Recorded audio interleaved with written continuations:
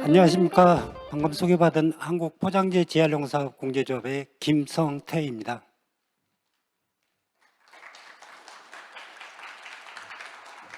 오늘 제가 발표할 주제는 포장재 재질구조 평가제도 소개 및 업계 동향인데요. 발표하기 전에 저희 공제조합에 대해서 간략하게 안내 말씀을 드리도록 하겠습니다. 저희 공제조합을 잘 아시는 분도 있으시겠지만 아마 오늘 처음 들어보신 분들도 많이 있을 겁니다. 저희 공제조합은 자원재활용법에 따라서 개별업체가 포장재를 사용할 경우 그 포장재를 회수해서 재활용을 해야 되는데요. 개별업체가 각자 하기가 힘들기 때문에 그것을 공동으로 재활용 의무를 이행하기 위해서 설립된 조합입니다. 저희 회원사는 농심, 롯데, LG 이런 대기업 외에도 연간 매출액이 약 10억 정도 되는 이런 영세 기업까지 포함해서 약 5,500개사, 국내 제조사, 수입업체 이렇게 다 포함되어 있습니다. 저희 조합의 기능을 말씀을 드리면 크게 두 가지로 요약할 수가 있습니다. 포장재의 회수 재활용에 관한 업무와 그다음에 포장재 재질 구조 개선 지원에 관한 업무를 하고 있습니다. 포장재는 잘 아시다시피 제품의 수송, 보관, 그다음에 소비자의 사용 이런 부분들 이런 기본적인 기능 외에도 마케팅하고도 많이 관련이 되어 있고요. 최근에는 자원순환과 관련해서는 포장재 재질 구조 개선 이 부분이 상당히 큰 이슈로 작용을 하고 있습니다. 제가 이 재질 구조 평가제도 시행 이후에 이렇게 개별 기업체 담당자들하고 얘기를 해보면 그래도 대기업들은 재질 구조 개선을 하는 데 있어서 전문 인력이라든가 기술력이라든가 협력 업체가 있기 때문에 상대적으로 상당히 수월한 편인데요. 매출액이 10억, 20억, 직원이 5명, 6명 되는 이런 영세 기업들은 상당히 이 재질 구조 개선을 추진하는 데 어려움을 겪고 있습니다. 그래서 저희 조합에서도 이런 중소기업이라든가 영세기업 위주로 재질 구조 개선 지원 업무를 확대해 나갈 예정입니다. 오늘 제가 발표할 순서는 추진 배경 및 경과, 그다음에 재질 구조 평가 제도, 그리고 평가 제도 시행 이후 업계 동향에 대해서 발표해 드리도록 하겠습니다. 먼저 추진 배경입니다.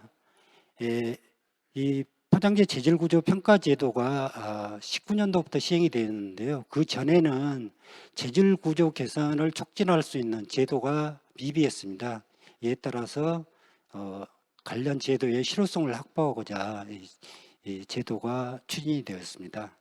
추진 경과를 보면 2018년도에 이미자 의원, 이찬열 의원이 의원 발의 법안으로 발의를 해서 그해 12월에 공포가 됐고 1년 후인 2019년 12월 25일부터 시행이 됐습니다. 포장재 재질 구조 평가 및 평가 결과 표시 제도에 대해서 간단하게 설명을 드리겠습니다. 먼저 신청 및 결과 표시 절차입니다. 이미 환경부에서 관련 법령이라든가 고시, 예규 이런 내용들은 이미 제정을 해서 공포를 다 했고요. 그래서 이 제도가 공포되고 시행되고 나서 9개월간의 유예 기간을 환경부에서 줬습니다. 그래서 그 9개월 동안 각 개별 업체에서 자체 평가를 사전 준비를 하시고 그다음에 자체 평가를 실시해서 증빙 서류를 첨부를 해서 이제 평가 신청서를 환경공단에 제출을 하였습니다. 이제 중소기업 같은 경우에는 이제 그 유관 판정 부분을 좀 직접 하시는 게 힘들어서 저희 조합에서 저희들이 무료로 유관 판정을 대행해서 성적서를 발급을 해드린 적도 많이 있고요. 이제 이렇게 해서 개별 기업체에서 공단에 신청서를 제출을 하게 되면 그 내용을 검토를 해서 결과를 통보를 해주고 이제 개별 기업체에서는 평가 결과를 통보받으면 재활용 어려움 등급에 한해서 6개월 이내에 포장재 겉면에다가 그 내용을 표시토록 하고 있습니다. 그리고 매년 1회씩 그 재질 구조 정보 등에 관한 자료를 환경공단으로 제출토록 관련 법령에 규정이 되어 있습니다. 포장재 재질 구조 평가 기준을 보면은 먼저 재활용 용이성 등급입니다. 재활용 용이성 등급은 4개인 품목이 있고 3개인 품목이 있습니다. 재활용 최우수, 우수, 재활용 보통, 재활용 어려움 이렇게 나뉘는데요. 재활용 최우수 등급은 페트병하고 PSP 포장재만 있습니다. 지금 포장재 종류를 9가지로 나누고 있는데 그중에 2가지 포장재만 최우수 등급이 있습니다. 이제 그 포장재 종류별로 재질 구조 세부 기준을 살펴보면 이제 몸체, 라벨, 마개 및 잡자재로 구분을 해서 재활용 용이한 기준과 재활용이 어려운 기준으로 나눠서 규정을 하고 있고요. 용이한 구조에도 해당이 안 되고 재활용이 어려운 구조에도 해당이 안 되는 경우에는 재활용 보통으로 규정하고 있습니다. 이 재질 구조 세부 기준은 재활용 과정에서 재활용 비용, 그다음에 재활용이 어려운 정도, 그리고 소비자가 분리 배출할 때 어느 정도 쉽게 분리 배출이 가능한지 여부, 뭐 이런 부분들을 종합적으로 고려를 하고 있습니다. 예를 들면 종이팩 같은 경우 마개 및 잡자재의 재활용 어려운 구조에 보시면 몸체와 분리가 불가능한 합성수지 마개 및 성형 구조물이 되어 있는데요. 이런 경우에는 지금 뭐 환경부 각종 홍보 자료라든가 교육 자료를 보시면 아시겠지만 나벨을 떼서 버리라는 내용들이 많이 있거든요. 근데 그 나벨을 떼서 분리배출하는 것은 이제 소비자가 해야 될 역할입니다. 그런데 소비자가 이렇게 분리배출할 때 얼만큼 용이하게 재질 구조를 설계를 했느냐 이런 부분도 되어 있고요. 그다음에 알루미늄 접합 구조 같은 경우에는 이제 재활용하는 종이팩을 재활용하는 업체에서 이게 이제 알루미늄 접합 구조가 상당히 저해 요인으로 작용을 합니다. 이런 경우는 이제 재활용 공정을 그다음에 거기에 소요되는 비용을 고려를 해서 기준이 설정된 사안입니다. 그래서 보시면 종이팩 외에도 유리병, 그다음에 철캔, 알루미늄 캔, 그다음에 일반 발포 합성수지, 흔히 이제 스티로폼이라고 그러죠. 그다음에 PSP, 특히 도시락 용기라든가 컵라면 용기가 PSP에 해당이 됩니다. 그다음에 페트병, 그다음 페트병 같은 경우에는 좀 기준이 복잡하고요. 그다음에 페트병을 제외한 이제 합성수지로 된 단일 용기 트레이류, 그다음에 이제 복합 재질 용기 트레이류와 어떤 필름 시트류 이렇게 총 9가지로 구별이 되어 있습니다. 그래서 이 기준에 따라서 이제 각 개별 업체에서 포장재의 재활용 용이성 등급을 평가를 하고 환경공단에 신청해서 확인을 받는 제도입니다. 이 용이성 등급과 관련해서는 그 포장재 재질 구조 세부 기준 중에 일부 이제 개정이 필요한 부분들이 있어서 한국환경공단에서 금년 4월까지 관련 연구 영역을 했고 환경부에서 8월 23일 개정안을 행정예고를 했습니다. 주요 내용을 보시면 분리 불가능한 경우에 정의를 일부 바꾼다든가 아니면 새로운 유형의 라벨, 이제 포장 신기술이겠죠. 이런 것들이 이제 개발이 되니까 그런 내용들을 관련 고시에 반영하는 부분. 그다음에 포장재의 종류를 보시면 8번은 이제 합성수지 단일 재질 용기 트레이류만 되어 있고 복합 재질 용기 트레이류는 9번에 되어 있는데요. 이제 이 개정안은 용기 트레이류를 한 개의 재질 구조 기준으로 합치는 부분이 되겠습니다. 그런 부분이 있고요. 그래서 이 부분은 지금 행정예고 기간 중에 상당히 많은 의견들이 제출되었다고 합니다. 그래서 환경부에서 아직도 그 행정예고 기간 중에 제출된 의견을 타당성에 대해서 지금 현재 검토 중에 있고 11월 중에 규제 심사를 받고 12월 중에 아마 개정안이 최종 공포될 것으로 지금 전망을 하고 있습니다. 그래서 이 고시 개정안이 공포가 되면 저희 조합에서 관련 업계에 바로 또 안내를 드릴 예정입니다. 그래서 이렇게 생산자들이 이제 평가를 받으면 이제 의무 생산자들이 연일에 환경공단에 제품 목록하고 용이성 등급, 그다음에 포장재 출고량, 재질 구조에 관한 정보를 제출을 하는데요. 이제 이 자료들을 제출을 하게 되면 환경공단이나 환경부는 이제 재질구조 평가제도의 이제 정책 참고 자료로 활용을 하고 있습니다. 지금 20년도에 재활용 용이성 등급별 포장재 출고량은 현재 공단에서 취합 중인 관계로 아직까지는 공식적으로 발표가 안 되고 있습니다. 이제 포장재 재질 구조 평가 결과 표시인데요. 그 용이성 등급이 크게 4개가 있는데 그 중에 재활용 어려움 등급은 무조건 포장재 겉면에 표시하도록 되어 있고요. 그 다음에 재활용 어려움 등급이라도 분리배출 표시 제외 대상 포장재는 외의적으로 어려움을 표시 안 할 수 있도록 규정되어 있습니다.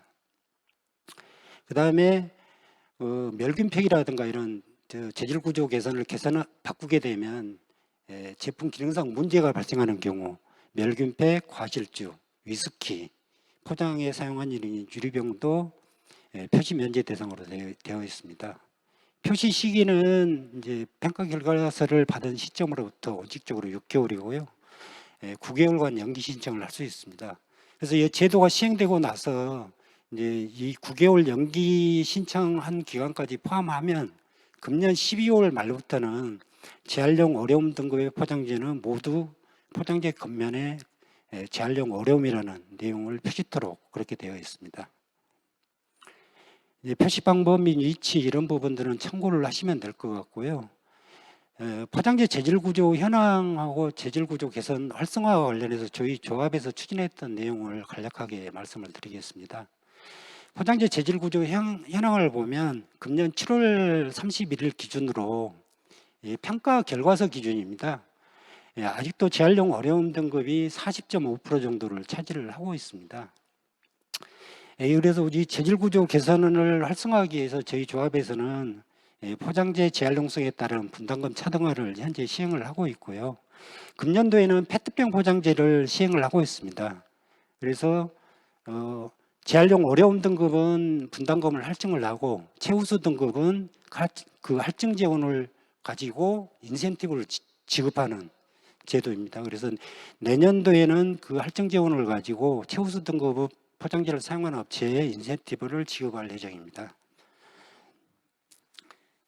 그리고 22년도 이후 추진 계획은요. 지금 현재 자료에는 뭐 이렇게 돼 있는데요. 지난주에 그 공동운영위원회에서 모든 품목을 22년 1월 1일부터 시행하는 걸로 페트병 외에도 나머지 품목도 시행하는 걸로 결정이 되어 있습니다.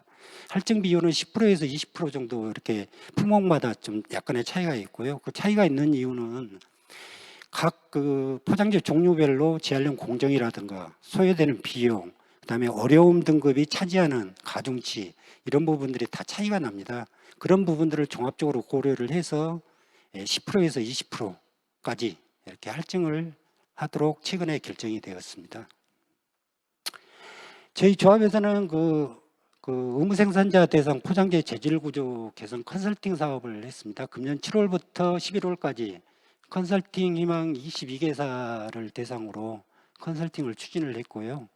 그다음에 포장재 재질 구조 설계 가이드북을 발간해서 배포를 했습니다. 저희 조합에 가입되어 있는 5,400개사를 대상으로 배포를 해드렸고 주요 내용은 그 18년도 순환이용성 평가제도 운영 이후에 그 개선 사례를 중심으로 성공 사례라든가 실패 사례 또 재질 구조 개선 추진 시 고려해야 될 내용, 절차 등 이런 내용들을 세부적으로 담았습니다. 또한 포장재 재질 구조 개선 우수 사례를 발굴해서 관련 회원사에 안내를 해주고 있습니다. 포장재 재질 구조 개선 및 중단 명령 제도인데요. 이 제도는 직접적으로 평가 제도하고는 관련이 없지만 포장재 재질 구조하고 매우 밀접한 연관이 있습니다. 그래서 이 개선 대상 포장재를 환경부에서 개선 명령을 내리고 그다음에 의무 생산자가 이제 개선을 해야 되는데요. 개선을 하지 않을 경우 제조 수입 판매 중단 명령을 내리도록 되어 있습니다. 그래서 해당 기업체에서는 상당히 이 부분을 관심 깊게 가지고 계시더라고요. 그래서 평가 제도하고는 직접적인 연관은 없지만 그래도 이 재질 구조와 밀접한 연관이 있기 때문에 제가 간단하게 자료를 만들어 봤습니다. 대상 포장재는 PVC, PVDC 재질의 포장재, 그다음에 먹는 샘물 및 음료류의 페트병 포장재입니다. 참고를 하시면 될 것 같고요. 이제 19년도 이후에 그 평가제도 시행 이후에 이제 업계 동향을 살펴보면 이제 작년까지는 이제 평가 신청을 받느라고 사실 그 개별 업체에서 여력 있는 업체들은 이제 새로운 재질 구조를 개발들을 많이 하셨는데요. 다른 중소기업 업체들은 이제 신청하는 데 집중을 많이들 하셨어요. 근데 이제 최근에 이제 금년 들어서는 친환경 포장에 대한 친환경 경영에 대한 관심들이 많이 집중이 됐고, 특히 이런 이제 세부적으로 내용을 보면 폐기물의 원천 감량을 위해서 포장재 감량화 아니면 재활용이 용이한 구조로 개선, 그다음에 일회용품을 사용을 않고 다회용 용기를 사용하는 이제 그런 활동들을 많이 하고 계십니다. 자원순환 분야에서는 이런 활동들을 하고 계시고, 또 자원순환 외에도 뭐 탄소 저감이라든가 이런 부분들을 활동을 하고 계시고요. 업종별 포장재 재질 구조 개선 사례를 뭐 내용을 보시면 식품류라든가 제가 여기다 다 담지는 못했습니다. 주류, 뭐 화장품류, 뭐 건강기능식품, 뭐 의약품류 등 이렇게 다양한 업종에서 지금 지속적으로 이런 재질 구조 개선을 위해 각 개별업체에서 노력해 주시고 계십니다.